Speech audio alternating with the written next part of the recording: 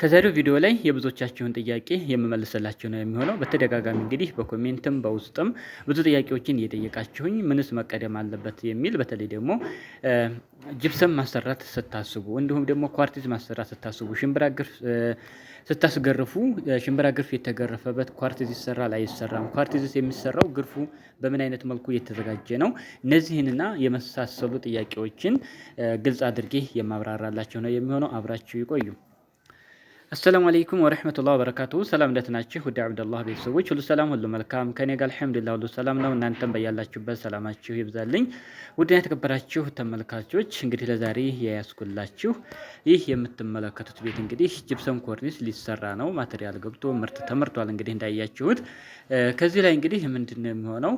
እንደምትመለከቱት እዚህ ላይ ተሸካሚ ነገር የለውም። እንደ አዲስ አሁን እኛ እንግዲህ ጨምረን እየሰራን ነው። ይሄ የምታዩት እንግዲህ ክፍቷን ቦርቡረን ምናምን እንደዚህ የተጠቀምናቸው አሁን እኛ እየጨመርናቸው ነው። አንዳንድ ባለሙያዎች አናጺዎቹ ሲሰሩ እንግዲህ እንደዚህ አይነት ነገሮች ላይ እንዲሁ እንደ ቀልድ ቀላል ነገር አስመስሎ ያልፏቸዋል እና እነዚህ ነገሮች መረሳት የሌለባቸው ዋናው መሰረት ነው ለቤቱና ግዴታ ደግሞ ይሄንን አንዳንድ የተመገዘ ነገር ካለው ያ ማለት ይሄ አግድም ያያችሁት ማለት ነው። ተሸካሚው እሱ ከተመገዘ ምን ካለ በተለይ ጅብሰም ኮርኒስ እንደዚህ የሚሰራ ከሆነ ሊያጠራጥር ይችላል ማለት ነው። ስለዚህ ምን መሆን አለበት?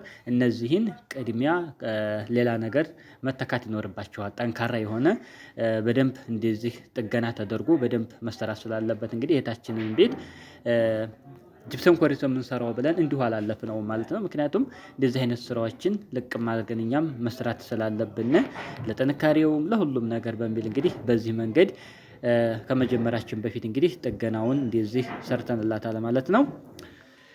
ዋናው ነገር እንግዲህ ለዛሬ የመጣሁበት ውድ ተመልካቾች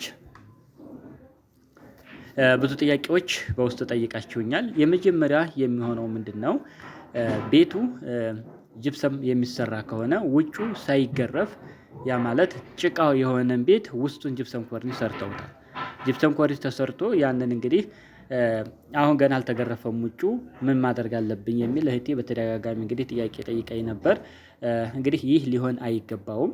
ውስጡን ጅብሰም ከማሰራታችሁ በፊት ቻክ ከመሰራቱ በፊት ውጩ መገረፍ ይኖርበታል። ምክንያቱም ቀድማችሁ ውስጡ ግድግዳው ቻክ ተሰራ። አሁን እቺ ትልቅ ኪሳራ ነው እንግዲህ የሚያስገባት። ምክንያቱም ከውጭ ላይ ለመገረፍ ሲታሰብ ሽቦ ይወጠራል። ሽቦ ሲወጠር ሚስማር ነው የሚመታው። 12 ቁጥር ሚስማር ይመታል፣ 10 ቁጥር ሚስማር ይመታል። እሱ ሲመታ ግዴታ ያ የሚመታ ሚስማር የት ላይ ማረፍ አለበት? ግድግዳ ላይ ነው የሚያርፈው። ጭቃውን አልፎ ጭቃ ላይ የሚቀር ከሆነ ደግሞ ከወደ ውጭ ግርፉ ነው ያ እንዳይነሳ ምን መሆን አለበት? ሚስማሩ ቀጥታ እንጨት ማግኘት አለበት። እንጨቱ ደግሞ በሚመታ ሰዓት ወደ ውስጥ ወደ ክፍሉ ማለት ነው ያ ጅብሰም የተሰራው ይረግፋል፣ ወይንም ደግሞ ቻክ የተሰራው ይወርዳል ማለት ነው። ስለዚህ ይህ ቀላል ነገር አይደለም። ይህ የምትመለከቱት ለምሳሌ ጅብሰሙ በዚህ መንገድ አሁን ተሰርቷል። ከላይ የሚያዘው እንደዚህ ነው እንግዲህ ያን ያስተካከልን ያልኳችሁ እንደዚህ ነጭ ሽቦና ቃጫው በዚህ መንገድ እንግዲህ ጥርት ብሎ ምንም ማያጠራጥር የሆነ ስራ የሚሆነው እንግዲህ እንደዚህ ሆኖ ነው። ከላይ ከኮርኒስ በላይ ያለውን ይዞታ እንድታዩት ነው ይሄ ቪዲዮ የሰራሁላችሁ። ከእንጨቱ ጋር እንዴት ነው የሚያዘው ነጭ ሽቦና ቃጫ ጋር ተደርጎ ጅብሰም ተነክቶ ይህ ብረት በሉት ማለት ነው። ንክት የሚል ነገር አይደለም። በዚህ ልክ ነው እንግዲህ የስራው የሚሰራው ማለት ነው።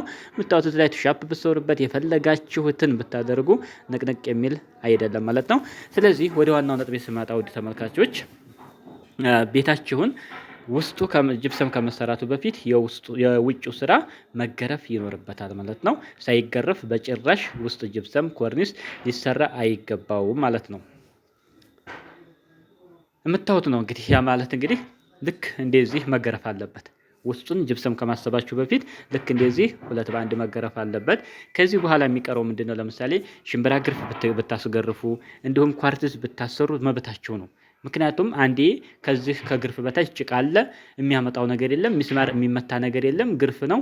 ውሃም ደግሞ አልፎ ስለማይሄድ የሚያሳስብ ነገር የለም። ስለዚህ ውስጡን ጅብሰም ከመሰራቱ በፊት ቀጥታ እንደዚህ መገረፍ ይኖርበታል ማለት ነው።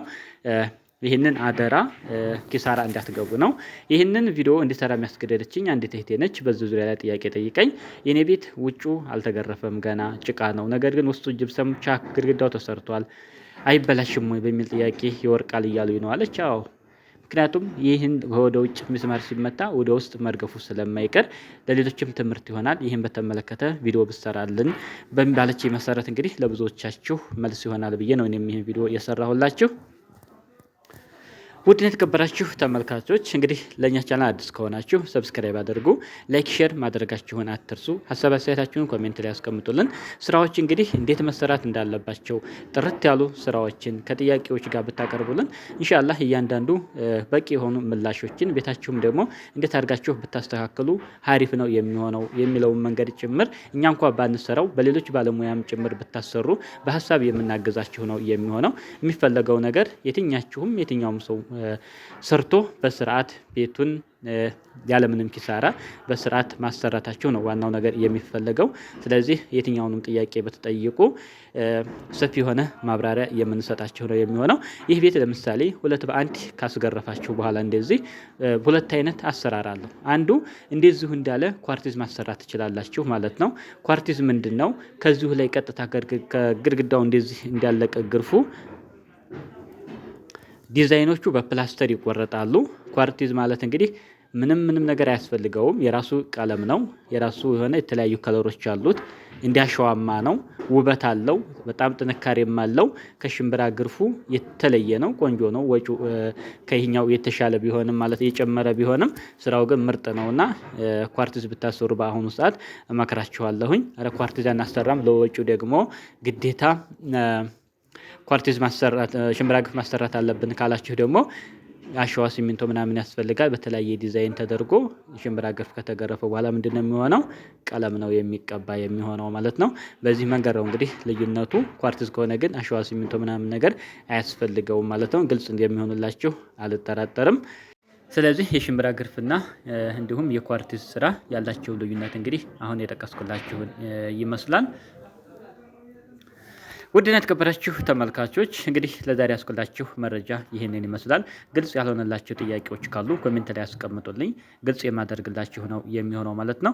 ዋናው ነገር እንግዲህ እናንተ ስራዎችን ስታሰሩ ባለሙያ መርጣችሁ አሪፍ ባለሙያዎችን አሰሩ። ለምሳሌ የዚች እህቴ ቤት ውስጡ እንደዛ ሲሰራ እንደ ባለሙያ አይመከርም። ተቀዳሚ ስራ አለ። ያንን ስራ ከሰራችሁ በኋላ ቀጣይ ደግሞ እኛ ይህን ስራ እንሰራላችኋል ማለት ይችሉ ነበር ማለት ነው። ምክንያቱም እነዚህን ሰዎች ካልሆነ ወጪና ኪሳራ ማስገባት አስፈላጊ አይደለም ማለት ነው። ስለዚህ ከእንደዚህ አይነት ተግባራትና ስራዎች ደግሞ ምን ይቀድማሉ አይቀድሙ፣ የትኛው ይቀደማል የሚለውን ነገር ለይታችሁ ማወቁ የተሻለ ነው የሚሆነው። ቀላሎች አይደለም የሚወጣበት፣ እንደ ቀልድ ሊታይ የሚገባው ነገር ስላይደለ ለብዙዎቻችሁ ትምህርት ይሆናል ብዬ ነው። ስለዚህ ስራዎችን ስታሰሩ ቅደም ተከተሎችን ብታውቁ አሪፍ ነው ብዬ እመክራችኋለሁኝ። እንደምትማሩበት አልጠራጠርም። ቪዲዮ ላይክ ሼር አድርጉ። ለቻናሉ አዲስ ከሆናችሁ ሰብስክራይብ አድርጉ። በሌላ አሪፍ ቪዲዮ እስከምንገናኝ ሰላም አለይኩም ወራህመቱላህ ወበረካቱ።